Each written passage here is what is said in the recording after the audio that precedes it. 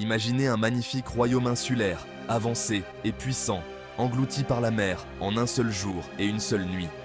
Un endroit où la technologie et la culture prospéraient, où les habitants vivaient en harmonie avec la nature et les dieux. Voici l'histoire d'Atlantide, une légende qui captive le monde depuis plus de 2000 ans. Une histoire transmise à travers les âges, inspirant des générations de chercheurs, d'écrivains et de rêveurs. Notre voyage commence avec le philosophe grec Platon, qui a introduit pour la première fois l'Atlantide dans ses dialogues Timée et Critias vers 360 avant Jésus-Christ. Platon, avec son talent de conteur, a décrit une civilisation si avancée qu'elle semblait presque divine. Platon décrit l'Atlantide comme une civilisation utopique, dotée d'une technologie avancée et d'une armée puissante. Une société où les bâtiments étaient faits d'or et d'argent, et où les jardins luxuriants s'étendaient à perte de vue. Il situe sa disparition vers 9600 avant Jésus-Christ, attribuant sa chute à la colère des dieux. Selon Platon, les Atlantes avaient défié les dieux, et en retour, ils furent punis par des tremblements de terre et des inondations dévastatrices. L'Atlantide était-elle un lieu réel ou simplement un conte moralisateur inventé par Platon? Les avis divergent, certains y voyant une métaphore, d'autres une réalité historique. Cette question alimente les débats et enflamme les imaginations depuis des siècles. Les chercheurs continuent de fouiller les fonds marins et les archives anciennes, espérant un jour découvrir la vérité sur ce mystérieux royaume perdu. Dans les écrits de Platon, l'Atlantide est décrite comme une île circulaire, plus grande que la Libye et l'Asie mineure réunies. Selon ces récits, cette île mythique possédait une civilisation avancée, dotée de technologies et de connaissances bien au-delà de leur époque.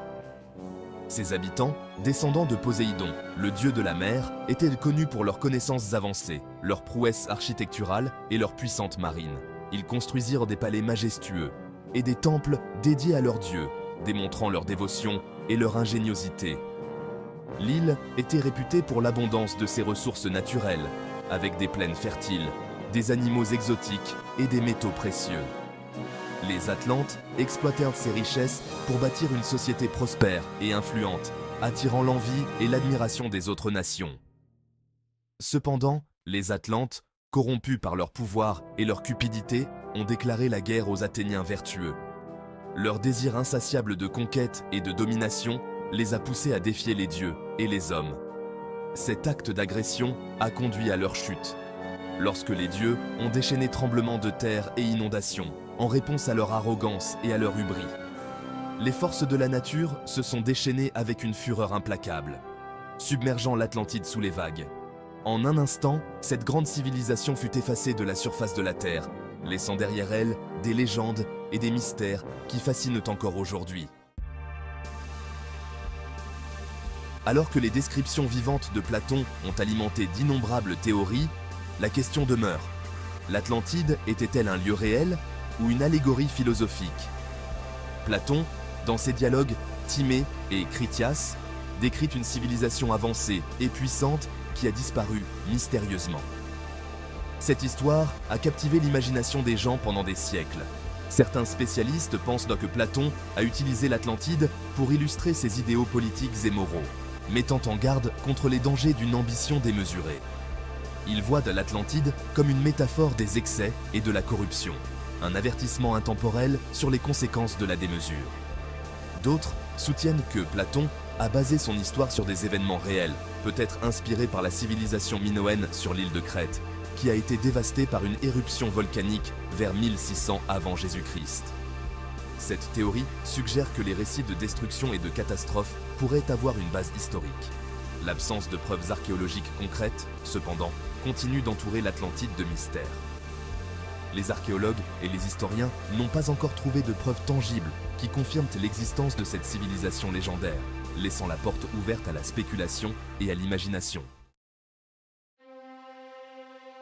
Malgré l'absence de preuves formelles, l'attrait de l'Atlantide a inspiré de nombreuses expéditions et explorations sous-marines.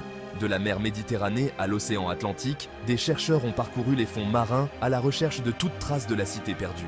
Certains évoquent d'intrigantes formations géologiques, comme la structure de Richa, en Mauritanie, une formation circulaire souvent appelée l'Huile du Sahara, comme étant une preuve possible de l'Atlantide.